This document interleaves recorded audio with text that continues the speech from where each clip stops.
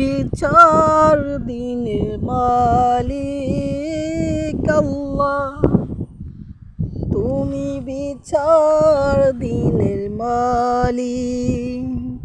তুমি রহিম রহমান করুণাময়, তুমি বিচার দিনের মালিক আল্লাহ, তুমি বিচার দিনের মালিক।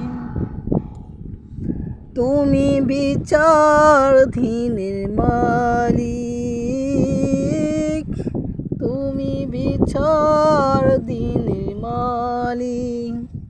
তুমি রহিম রহমান করুণাময়, তুমি বিচার দিনের